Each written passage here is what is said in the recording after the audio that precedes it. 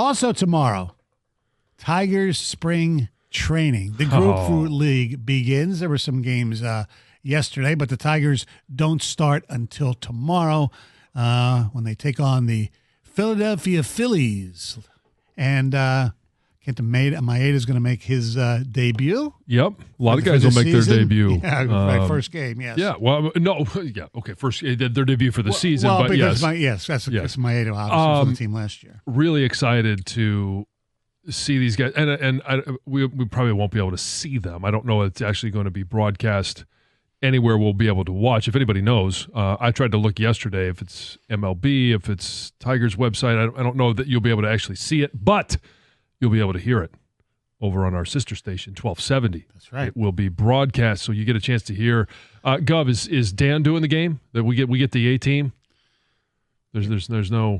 Dan will be on it. I'm not sure about color yet. Okay. That changes a lot in spring training. Yeah, but this is a moment that I will be turning my radio on, no matter what I'm doing, to listen and hear Dan's voice. It is, to me, the start of spring, and it doesn't look like it out here, but it starts to feel a little bit more like summer, spring, Tiger season. All of that is right around the corner, and it's the excitement.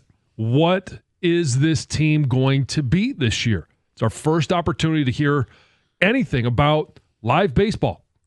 Yeah, no, and it's actually a little bit early this year. The regular season opener is March 27th against the Dodgers, so it just seems like it came on really quick, and it's kind of interesting. I know you mentioned this very early in the show, but the weather is actually supposed to start warming up around here a little bit. Oh, yeah. And it just feels like, yes, we're at the end of the marathon, and with that is baseball. I mean, there's nothing like just hearing the first games and the crack of the bat. Getting jealous of the weather down there. Yeah. But then it's also starting to turn here. But, yeah, I think I'm very curious about where Tiger fans are at. This team made the playoffs last year. They were 6 outs away, basically, from going to the ALCS. They won a round. Yes. Their general manager gets quite a bit of heat around here, it seems like, for not spending and ownership. This team made the playoffs last year, people. And I'm getting the feeling that people think it was a fluke. And that my expectation is that they will make the playoffs. Yes. That's my expectation as well, that they take a step forward. So is it a failure if they don't?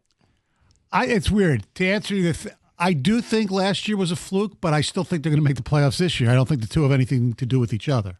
Oh, no? No. The development of the young players didn't mean anything? Well, no. I mean, it's yeah. Building on that for this year? No, they'll get better. But I'm saying the whole chaos and all that kind of stuff, that I don't think that is sustainable. That's all I'm saying. No. And right. I think most people think it is. But right. you can use it still when you need it. Yes. But they do have pretty good pitching. Yes, they do. You know, and pretty good. They got great pitching. If Job comes on and contributes at some point during the season, which I think he will in the latter half, and the hitting, I think, gets a little bit better. Right. I don't see why people would think they wouldn't. I would equate last year's Tiger season maybe to the Lions 9-8 year where they missed out on the tiebreaker. That's and possible. What was it, Seattle that got in? Yes. Yeah. The Tigers just lost, or the Tigers benefited from, a slim margin against their competition to get in the playoffs. But I do think the Tigers are on the path, and there seems to be like this feeling to me like, it was just a cute little thing last year, and I don't sense like an excitement towards the season. A belief. Yeah. There's no belief. And Stoney, like you, I don't think they do it the same way. I think this year it's more of a traditional path where you got starting pitchers more than just one, and then chaos for the next 4 days. You're going to have Tarek Skubal. You're going to have Jack Flaherty. You're going to have Reese Olson. Where the chaos may come in is if there's injuries. But even at the start of the season, injuries aside, because Cobb won't be there. Right. So it is, what is Casey Mize going to be? Is he, is this the year where he finally makes that recovery from Tommy John and he's what we had hoped, even a measure of what we hoped he would be?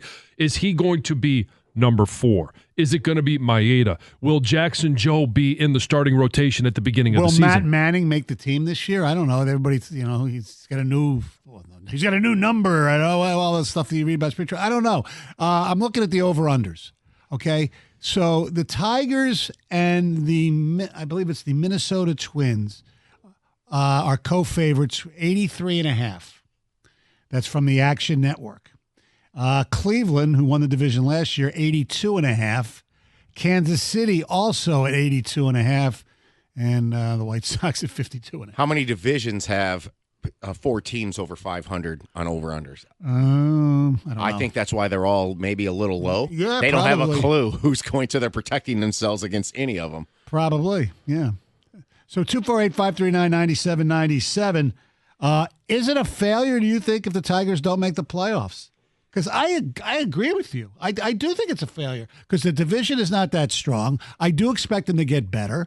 And look, they did make it last year, whether it was a fluke or whatever. I don't. That's irrelevant to me right now. I just think they're going to be better, and I think they should make the playoffs. And if they don't, it's going to be because of a catastrophic injury or something like that. So let me ask you this. Not that I want to go position by position, but Colt Keith in his second year, moving to first, Gleyber Torres at second. Is that going to be better offensively, those two guys, than they were last year? I think Colt Keith will probably take a step forward. Yes, hopefully, and Gleyber Torres, I think he'll do better because it was Spencer Torkelson at first last year for a large part of the season. So Torres will do better than the second baseman last year, who was Keith, who'll probably do better than the first baseman there last year. Right, so the combo, I think, will be an upgrade. Now, you think about the other side of the field. Now, here's the big question. Defensively, who's going to be the third baseman? We talked about that ad nauseum.